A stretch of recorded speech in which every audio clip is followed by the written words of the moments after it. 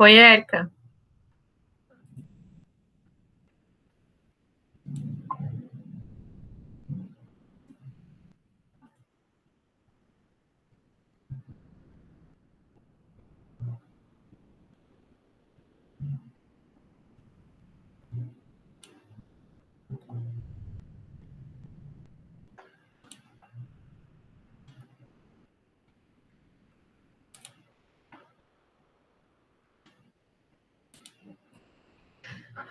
Érica, fala comigo.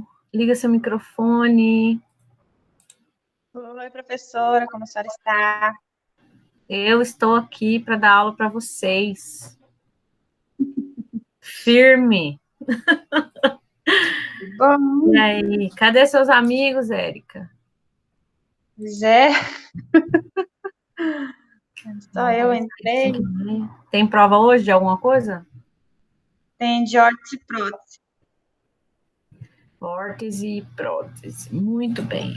A Dailila, nós vamos ter. Eu vou falar com vocês, terminar aquela parte que a gente estava tendo de aula na última vez que a gente conversou, que foi bem um pouquinho antes do falecimento do meu pai, né? Daí eu fiquei um tempo afastada e não estava falando com vocês, né? Então a gente vai terminar aquela parte, mesmo porque vocês vão sair aí, inclusive, para separar o material, ficar pronto para a prova, acho que começa às 19 horas, não é isso? Isso. Tá, beleza. Então a gente pode conversar e tirar algumas dúvidas. A gente está falando de fluxo sanguíneo, né? Vou colocar meu fone aqui, fica mais fácil para ouvir vocês. Tinha alguma tarefa? É porque eu entrei várias vezes lá no Blue e não vi nenhuma tarefa de fisiologia. Não, é porque eu estava de licença mesmo. Por causa Tá. Eu não coloquei, mas eu vou botar e eu aviso vocês no grupo quando estiver lá, tá bom? Não, é só para saber que vai que deu problema. E tá saindo aí na tela agora o que a gente precisa? Você tá enxergando? Tá aparecendo. Tá? Então, a última aula a gente estava falando sobre fluxo sanguíneo, sobre a hemodinâmica, né, desse fluxo dentro do corpo humano, e falando da pressão que ele gera na parede das artérias em várias partes do corpo, né? Então, a gente tem aí a região encefálica, a pressão que eu tenho tanto de artéria como eu tenho de veia, a região de tórax aí com uma pressão bem alta, né, de 100 milímetros de mercúrio, uma pressão de sangue, então é muito forte porque o próprio músculo cardíaco, essa bomba cardíaca que vocês enxergam aí, ele tem uma pressão de sangue, de impulsionamento de sangue muito forte, né, na região do tórax. E lá embaixo, então, só para você poder comparar, nós temos 190 milímetros de mercúrio na região dos tornozelos. Isso acontece porque isso é somado à ação da gravidade. Então, esse fluxo sanguíneo, ele desce com uma velocidade modo hard, né, até os pés, para poder oxigenar até a ponta do dedo do pé. Porém, existem algumas posições adquiridas pelos indivíduos, né, que podem fazer com que essa pressão de sangue, ela diminua. Por exemplo, a pressão sentada, a posição sentada, né, você pode diminuir porque ao flexionar o joelho, você comprime a artéria poplítea, então você diminui a corrente sanguínea, o fluxo de sangue para a região de membros inferiores, ou seja, os pés, tá? Então, você tem que entender que nas posições que a pessoa adquire, ela diminui esse fluxo de sangue, né? Então, a gente precisa do fluxo sanguíneo em uma velocidade boa. Deixa eu ver se entrou alguém. Entrou, conseguiu entrar? Tá só você, a Dalila e a Érica. Viu só? Vamos voltar lá. Daí a gente tem aqui, ó. Importante para a gente na fisioterapia é falar sobre o exercício físico e como esse exercício físico, esse fluxo sanguíneo trabalha no exercício físico, né? Então, se você observar aqui comigo, você tem aí duas setas indicando em aumento, né? Indicando para mim um aumento nas alterações que eu tenho na pressão e na resistência sanguínea. Então, o exercício físico, ele melhora essa pressão arterial ou ele piora a pressão arterial? Existe uma resistência de fluxo sanguíneo ou uma diminuição, né, dessa resistência no fluxo sanguíneo? Então, você tem que saber que o exercício físico, ele aumenta o débito cardíaco, que ele aumenta a resistência das artérias e aumenta esse aqui, ó, DC que você tem, tá? O fluxo sanguíneo. Então, o exercício físico, ele é bom para tudo, na verdade, né? Ele é um remédio para a alma. Todas as pessoas que fazem exercício físico, elas aumentam o fluxo sanguíneo, que aumenta a pressão nas artérias, mas o fluxo sanguíneo está tão aumentado que ele não faz com que o número lá no meu esfingnomamômetro aumente, porque o fluxo está passando com maior velocidade, está passando livremente, as artérias estão deixando com que esse sangue passe de forma livre por elas, eu não tenho resistência dessas artérias, justamente por quê? Porque eu estou fazendo exercício físico, estou movimentando o meu corpo e automaticamente os meus músculos estão contraindo, e se eles contraem, eles podem apertar, digamos assim, as artérias e auxiliarem nesse retorno de sangue e auxiliarem nessa pressão arterial. É por isso que um atleta treinado, ele tem a sua frequência cardíaca e a sua pressão arterial muito bem equilibradas, devido ao treino de exercício físico que ele faz aí constantemente, para que ele possa ser resistente ao seu treino físico, à competição mesmo que ele vai entrar.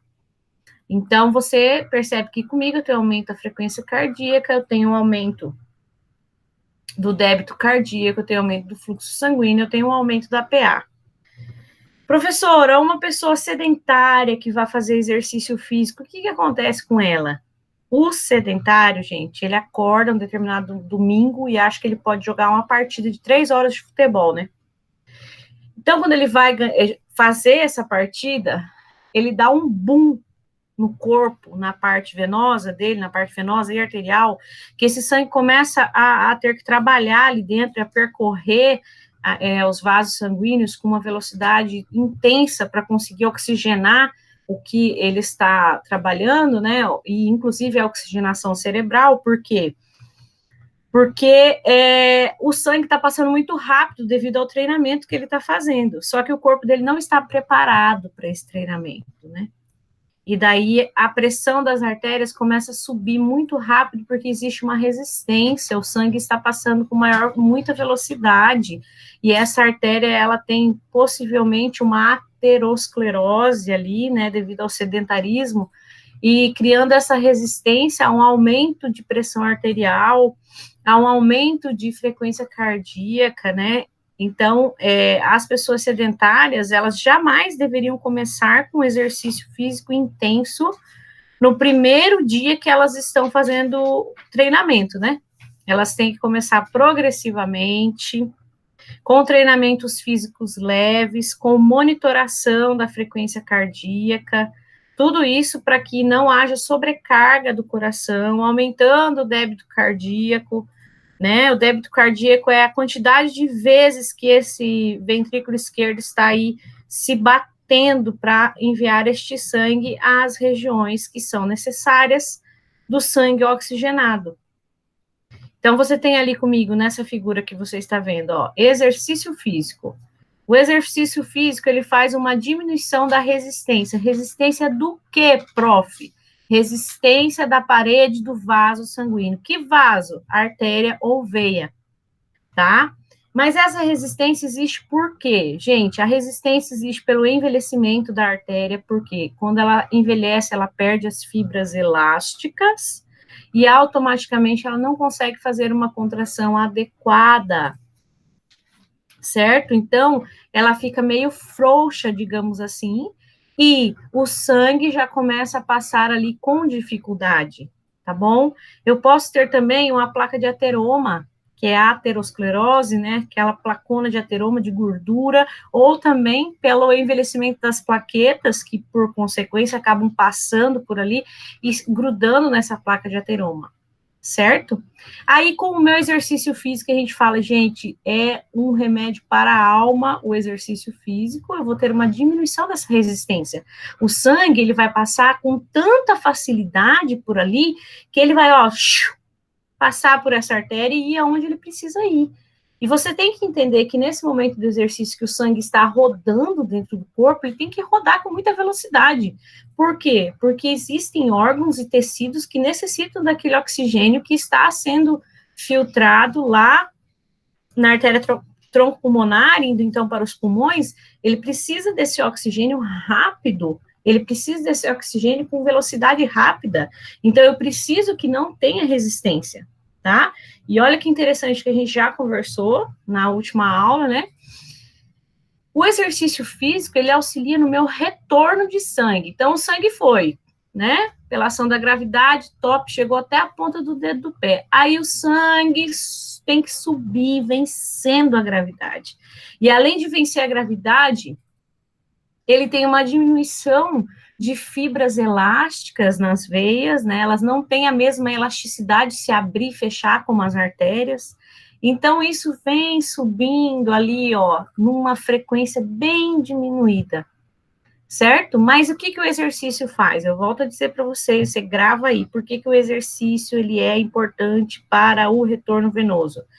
Porque com a contração muscular, ele aperta essa veia e o sangue faz assim, ó, sobe, tá? Por que a gente chama ele de bomba respiratória? Porque você está auxiliando com que este sangue nas veias subam e possa haver, né, a troca gasosa necessária com o sangue arterial que está vindo através das artérias para essa veia lá embaixo. A gente falou que tudo é interligado, então eu não tenho um lado para mim é a artéria e o outro lado é veia. Não existe. Eles são uma rede intrincada de vasos sanguíneos. Aonde termina um, você já terá outro ali para fazer esta conexão. Então, a gente pode dizer que o aumento do retorno venoso, ele é feito pela bomba muscular, ou seja, pela contração muscular, e lá dentro desse músculo eu tenho um vaso sanguíneo que vai ser exprimido e auxiliar que esse sangue suba pelas veias, tá? Ele é uma bomba respiratória porque ele está tirando para mim aquele sangue venoso que está ali para permitir que o sangue arterial possa vir e fazer a oxigenação desses vasos. E ele está associado também à venoconstrição. O que isso quer dizer? A venoconstrição é a constrição venosa, ou seja, é quando eu espremo, aperto esse vaso sanguíneo chamado veia para auxiliar no meu retorno venoso, para que esse sangue venha rápido, né, com uma velocidade rápida e chegue aonde ele precisa chegar. Então, veja, nós da fisioterapia, né, nós fisioterapeutas, somos os primeiros que devemos pensar no exercício físico para auxiliar o meu paciente na reabilitação cardiorrespiratória. Só que qual é a diferença da reabilitação cardiorrespiratória? Você vai avaliar o teu paciente até que tipo de exercício você pode colocar para ele, para que você não venha trazer de novo uma patologia cardíaca nele, né? Por exemplo, ele está se recuperando de um infarto, eu vou trabalhar com ele, já vou colocar ele aqui, ó, para trotar aqui na rua durante 30 minutos, tá? Peraí, ele está se recuperando de um infarto agudo do miocárdio.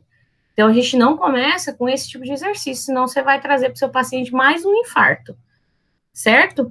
Mas aqui não é a nossa aula, não é a nosso objetivo da aula, né? Reabilitação cardiovascular, mas a gente tem aí o objetivo de você entender a fisiologia dos vasos sanguíneos e a partir daí poder o quê? Proporcionar ao seu paciente um tratamento muito melhor, porque você está entendendo o que está acontecendo dentro dos vasos sanguíneos dele, certo?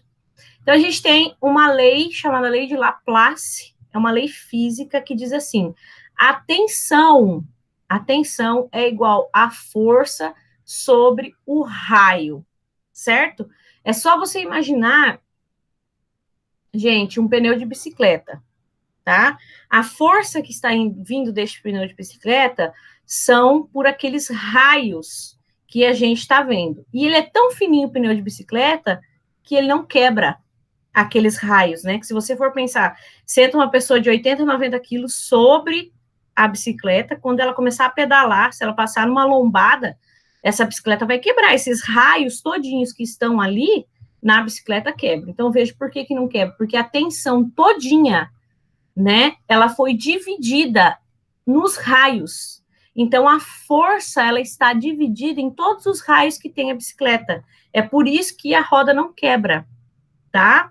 Então, a gente tem que entender isso perto do meu vaso sanguíneo. Aqui eu tenho um vaso dilatado e aqui eu tenho um vaso constringido, diminuído de tamanho. Você tem que entender que se esse sangue vai com toda a velocidade pelo vaso sanguíneo e bate na parede de todo esse diâmetro aqui, se ele bater em todas as paredes com a mesma velocidade, com a mesma força, ele vai gerar uma tensão, ele vai gerar uma pressão, né? E essa pressão não será suficiente para arrebentar esse vaso, né? Que você tem que pensar assim, ó. Pense quando você faz um exercício ali, ó, corre, que o sangue aumenta ali a frequência cardíaca e a pressão arterial vai lá em cima, a força com que esse sangue está passando pela parede dos vasos sanguíneos, certo? Então, entenda que o sangue deverá passar por esse vaso sanguíneo, porém, com toda a sua força dividida em todo o tamanho da parede do vaso, tá? Aí, se você vir aqui, ó, para esse vasozinho constringido, é a mesma coisa. Mas aonde você vai ter mais tensão? Você vai ter mais tensão nesse aqui ou nesse aqui? Então, automaticamente, pelo tamanho desse vaso aqui, você já entende que você vai ter tensão aonde? Nesse menor. Por quê?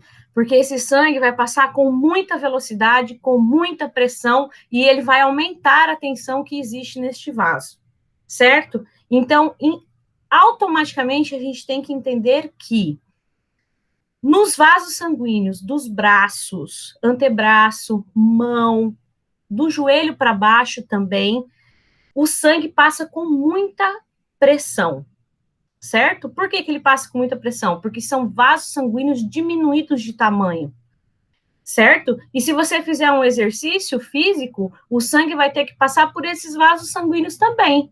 Agora, se ele for passar por uma artéria femoral, por exemplo, uma artéria ilíaca, ele passa com pressão também, mas é uma pressão menor, né? Por quê? Porque o vaso, ele é maior de tamanho. Entenderam? Aí, olha só que interessante. Vem aí a história para nós das alterações patológicas do fluxo sanguíneo, que a gente já vem comentando desde o primeiro dia de aula. Você tem aqui, ó, hipertensão arterial. É uma tensão aumentada, né? O que aumenta, o que causa, o que faz uma hipertensão arterial? Então, você tem aqui, ó, um aumento da resistência, que é o que a gente já estava falando, por artérias que estão velhas e que perderam as suas fibras elásticas e que automaticamente não têm a função de se contrair e relaxar na mesma velocidade que as outras. E você tem um aumento do fluxo sanguíneo. Com o aumento do fluxo sanguíneo, eles vão passando pelas artérias ali, aquele sangue, e ele precisa ter espaço, ele precisa ter um buraco para passar ali, aquele sangue, tá? Como isso acontece? É devido à vasoconstrição desses vasos sanguíneos, tá? Eles vasoconstringem. Ah, tá, professora, sabe por quê? Porque eu achei que era só no exercício físico, mas eu lembrei que minha avó, quando fica nervosa, ela aumenta a pressão. Exatamente. O que aconteceu? Por que sua avó, quando fica nervosa, ela tem uma hipertensão, né? Por causa disso aqui, ó. O sistema simpático, ele libera na corrente sanguínea adrenalina, né? E o parasimpático libera acetilcolina. Mas o que acontece? Ele libera ainda as catecolaminas, que ao entrar em contato aí com esse vaso sanguíneo, eles vão vasoconstringir, vão diminuir o vaso e o sangue tem que passar por ali do mesmo jeito, tá? Isso ocorre em situações, principalmente em situações de estresse, certo? Por que uma pessoa idosa é diagnosticada com hipertensão arterial? Né? Uma pessoa, deixa eu ver quem entrou aqui.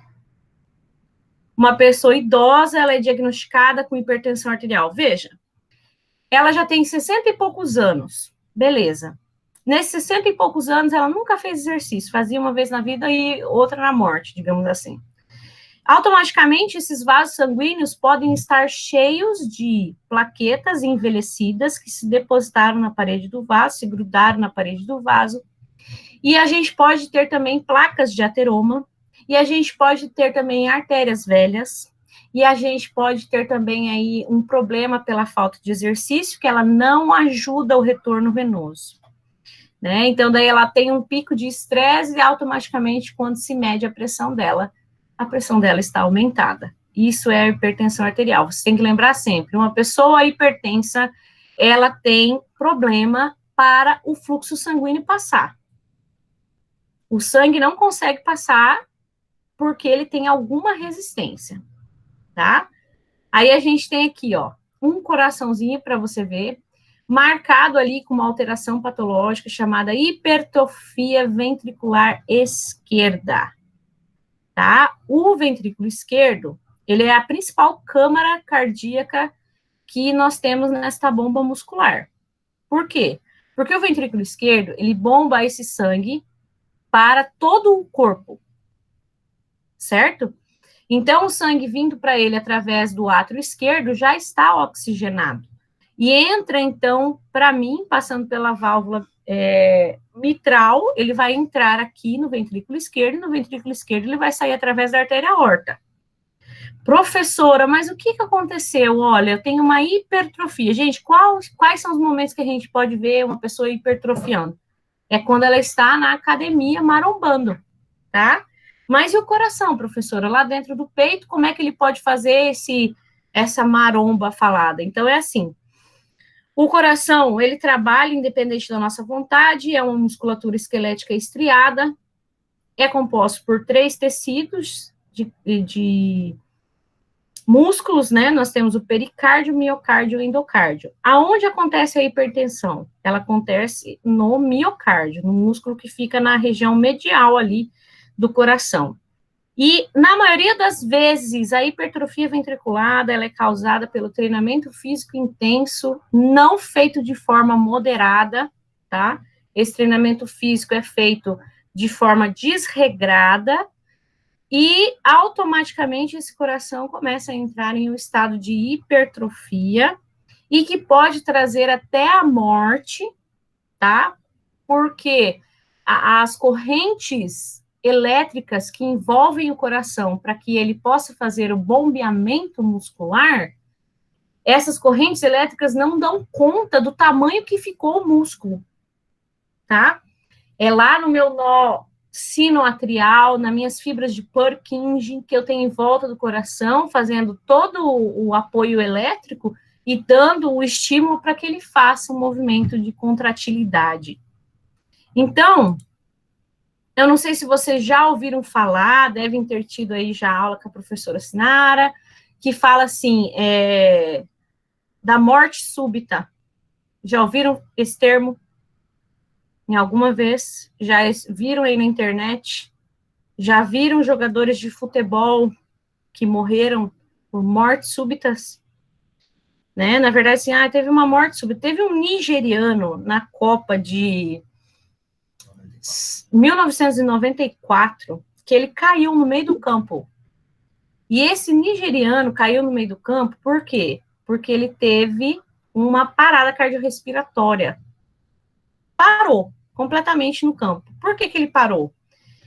Foram fazer análise dele, né? Depois que ele faleceu, não tinha desfibrilador no campo. E daí não teve como fazer o ressuscitamento com choque elétrico. E depois, quando eles foram fazer toda a autópsia, né? Não sei se nem foi, o nome não é autópsia, não. Eles chegaram à conclusão que o nigeriano, ele morreu porque ele tinha hipertrofia ventricular esquerda. Causado por um treinamento desregrado, né? Um treinamento feito de forma muito violenta, digamos assim, para que ele atingisse o pico que ele atingia correndo dentro do campo de futebol. Então, é muito comum a gente ver isso entre atletas, né? Porque os atletas, eles ficam focados ali no ganho da medalha e do pódio, e eles acabam fazendo esse treinamento aí de forma errada, né? De forma errônea. Quem dá esse treinamento, professora? Quem é que faz esse treinamento do atleta? Então, assim, é uma equipe formada aí por educadores físicos, fisioterapeutas, nutricionistas, cardiologistas, fisiologistas, principalmente, para fazer os testes físicos. Quem são os fisiologistas? São as pessoas que se formaram, têm uma graduação na área da saúde, fazem a especialização em fisiologia do exercício, para cuidar desse tipo de atleta, tá? Nessa figurinha que vocês estão vendo aí, a gente tem o aneurisma, o famoso aneurisma, né? Então, o que que é? Essa bolinha que você vê, essa bolsinha formada aí na parede do vaso sanguíneo. E ela só aparece, gente, porque é que nem bexiga na hora que você, né, pega a bexiga e assopra ela, e ela faz tipo uma bolinha assim do lado, aquelas bexigas que estão um pouco mais velhas, ou bexigas que não dá para você usar para fazer a decoração. Então, assim, ele tem aqui, ó, um impedimento aonde o sangue não consegue passar, tá? Dentro desse vaso, ó, o sangue não consegue vir, forma um impedimento, e ele vai e começa a fazer esta bolsinha que vocês estão vendo aqui, ó. Tá? Esses nomes que vocês têm aqui, ó, sacular, fusiforme, é pelo formato do aneurisma, tá? Então, você tem aqui uma dilatação normal de uma artéria, que pode levar à ruptura da mesma no local enfraquecido e dilatado. Por quê? Porque essa partezinha aqui fica fina, né? Imagina ela dilatando ali, aquela partezinha, e de repente isso aí, se você fizer uma força a mais, né, ele pode o quê? Tum, estourar. Tá? Se essa artéria, né, se ele estourar, a gente pode ter um acidente vascular encefálico hemorrágico na região encefálica, tá? E existem crianças, né, jovens que morrem de aneurisma, e a gente pode pesquisar aí que a maioria deles que morrem de aneurisma, na verdade, a morte não é do aneurisma, né, a morte é do acidente vascular que ele causa, né? Ele entope o sangue, ele entope o encéfalo de sangue. São jovens, na maioria das vezes, sedentários, são jovens obesos, são jovens fumantes, são jovens com hábitos desregrados, que formam esse aneurisma, e a partir daí, qualquer esforço que ele venha fazer, o aneurisma estoura. Que tipo de esforço, professora?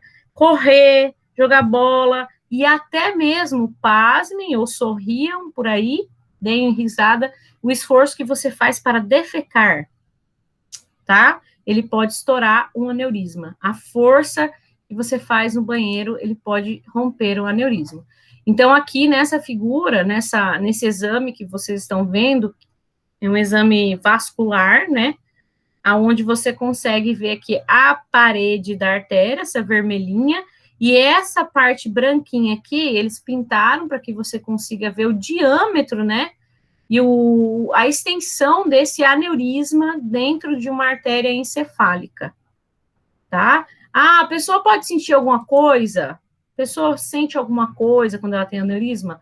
Olha, pelos relatos e as pesquisas que a gente tem, ela pode sentir dor de cabeça, tá? Dor de cabeça muito forte, em horários seguidos, né? Ai, todos os dias eu começo a sentir dor de cabeça meio-dia, tá? Ela é muito raro, mas pode ter tonturas, muito raro, mas existe, tá? Tonturas por aneurisma.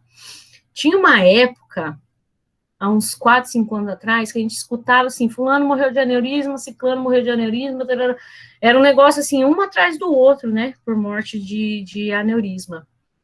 Acredito que as pessoas devem ter se conscientizado e, a partir daí, começado, então, um programa de exercícios para que possam cuidar, né, dessa parte aí, dessas artérias. A gente tem que cuidar do nosso fluxo sanguíneo. Ah, como é que eu cuido? Então, a primeira coisa que você tem que fazer é controlar e ver a sua alimentação. É a primeira coisa. Como está a sua alimentação? frutas e verduras, carnes magras, não come frituras, porque a fritura, querendo ou não, cada partícula de gordura que a gente coloca para dentro do corpo, alguma delas sairá para as nossas artérias, né? E daí ela vai formando ali o ateroma e prejudicando a nossa vida em relação a isso. Então, aqui, a gente viu aneurisma, a gente viu hipertensão, a gente viu hipertrofia do ventrículo esquerdo, e a gente tem um outro termo aqui, ó, chamado estenose, né? O que é uma estenose? Então, você tem aqui.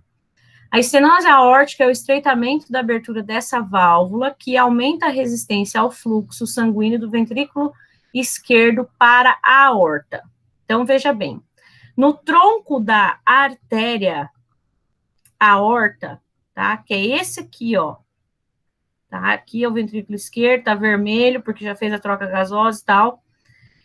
Nesse tronco, gente, o que acontece? Aqui a gente tem a válvula bicúspide, ele vai sair lá por trás, a artéria aorta. Ele tem uma válvula. No tronco dessa artéria tem uma válvula, no tronco pulmonar tem uma válvula, da veia cava superior tem uma válvula. Essas válvulas são chamadas válvulas semilunares e o nome da artéria.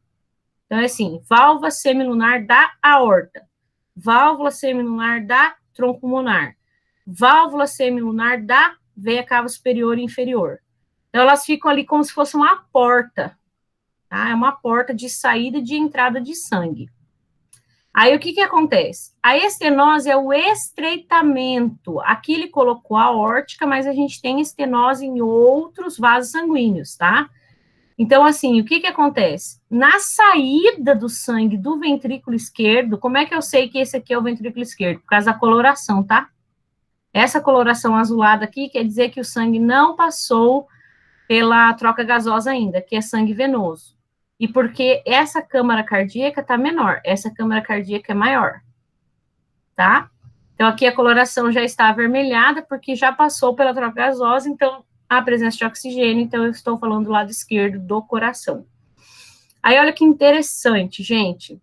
Ela diminui o calibre, aí o sangue vem para sair, né, pela artéria aorta, e ele não consegue ter velocidade.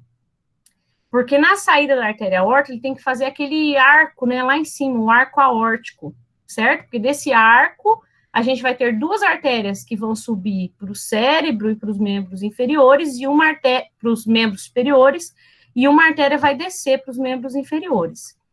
E ele precisa que o sangue venha ali, ó, firme, pá, pá, pá, pá, sobe esse arco, pega a velocidade, entendeu? Só que daí, imagine você e eu aqui agora. Eu tenho a diminuição do fluxo de sangue. Sabe quando a gente está lavando a calçada? Pensa comigo aqui. Aí você pega a mangueira para lavar a calçada, na hora que você levanta, faz só um fluxozinho assim, ó, bem mexibinha, né? Aí você pega e coloca aquela válvula.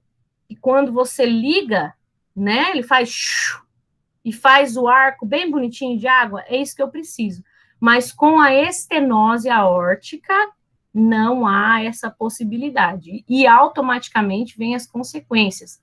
Eu terei uma falta de oxigenação cerebral adequada, falta de oxigenação nos membros inferiores, a periferia pode ficar gelada. Por quê? Porque ele está impedindo a circulação do sangue arterial, tá bom? E a gente tem aí um lindo e maravilhoso coraçãozinho, esse coraçãozinho está aí com uma injeção de contraste para que vocês possam verificar toda a irrigação sanguínea que você está vendo em volta deste coração.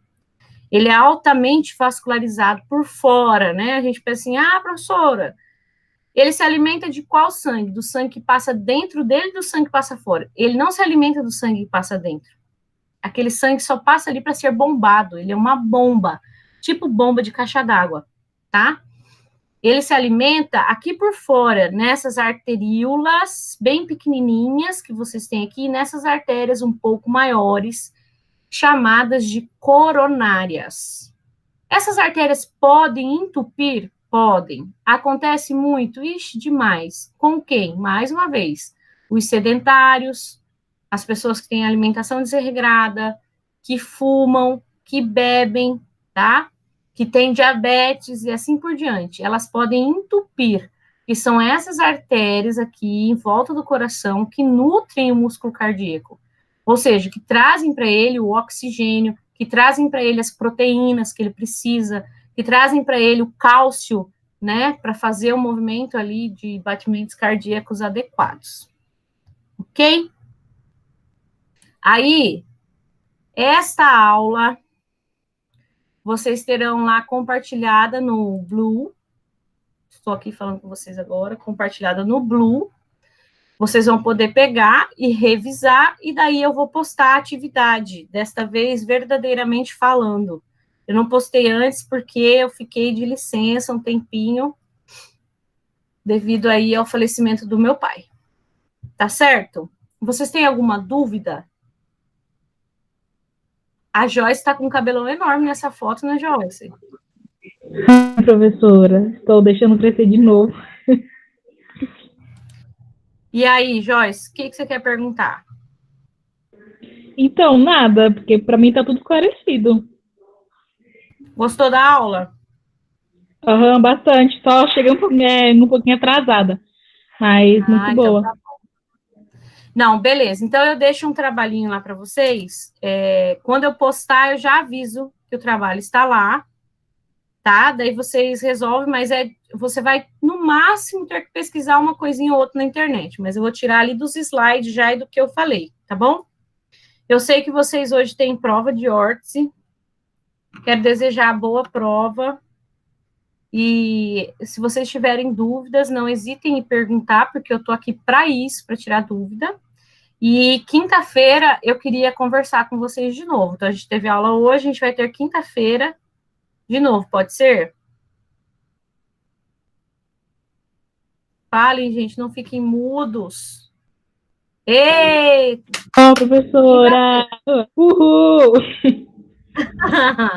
pessoal é mudo, não gosta que fala. Conversa, fala comigo. Gente, obrigada, professora. Obrigada a você, esse coelhinho bandido aí nessa foto. A Érica Rigol. É o Pikachu.